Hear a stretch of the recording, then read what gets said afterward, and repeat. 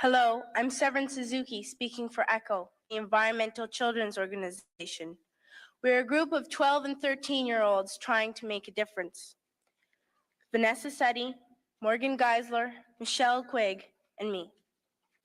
We've raised all the money to come here ourselves, to come 5,000 miles to tell you adults you must change your ways. Coming up here today, I have no hidden agenda.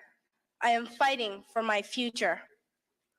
Losing my future is not like losing an election or a few points on the stock market. I am here to speak for all generations to come. I am here to speak on behalf of the starving children around the world whose cries go unheard. I am here to speak for the countless animals dying across this planet because they have nowhere left to go. I am afraid to go out in the sun now because of the holes in our ozone. I'm afraid to breathe the air because I don't know what chemicals are in it. I used to go fishing in Vancouver, my home, with my dad, until just a few years ago, we found the fish full of cancers. And now we hear of animals and plants going extinct every day, vanishing forever. In my life, I have dreamt of seeing the great herds of wild animals, jungles and rainforests full of birds and butterflies. But now I wonder if they will even exist for my children to see. Did you have to worry of these things when you were my age? All this is happening before our eyes, and yet we act as if we have all the time we want and all the solutions. I'm only a child and I don't have all the solutions. But I want you to realize, neither do you. You don't know how to fix the holes in our ozone layer. You don't know how to bring the salmon back up in a dead stream. You don't know how to bring back an animal now extinct. And you can't bring back the forest that once grew where there is now a desert. If you don't know how to fix it, please stop breaking it. Here, you may be delegates of your government, business people, organizers, reporters, or politicians, but really, your mothers and fathers, sisters and brothers, aunts and uncles, and all of you are someone's child. I'm only a child, yet I know we are all part of a family, 5 billion strong. In fact, 30 million species strong. And borders and governments will never change that. I'm only a child, yet I know we are all in this together and should act as one single world towards one single goal. In my anger, I am not blind, and in my fear, I am not afraid of telling the world how I feel. In my country, we make so much waste. We buy and throw away, buy and throw away, buy and throw away, and yet northern countries will not share with the needy. Even when we have more than enough, we are afraid to share.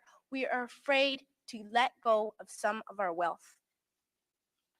In Canada, we live the privileged life with plenty of food, water, and shelter.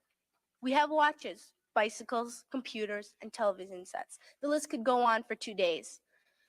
2 days ago here in Brazil, we were shocked when we spent time with some children living on the streets.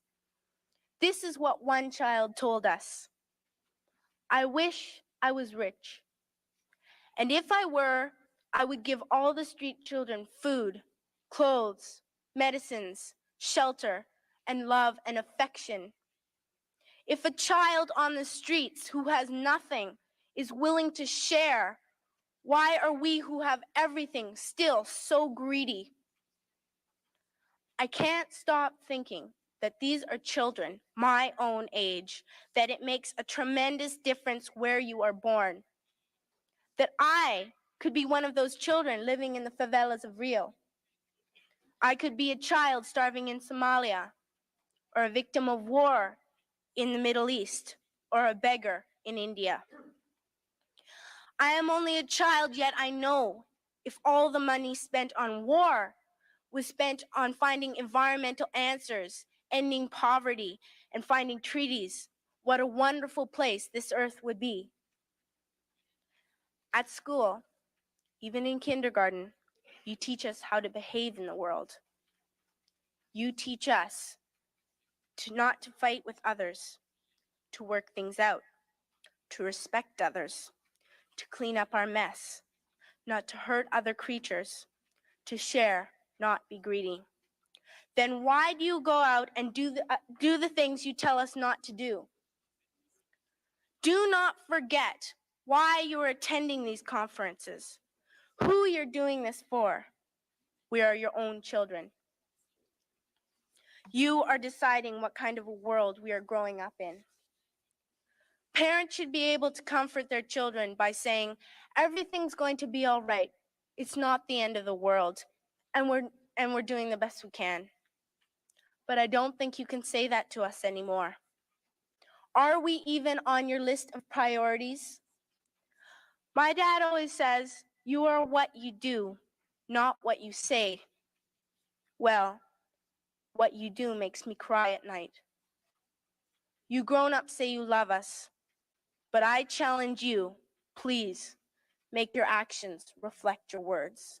Thank you.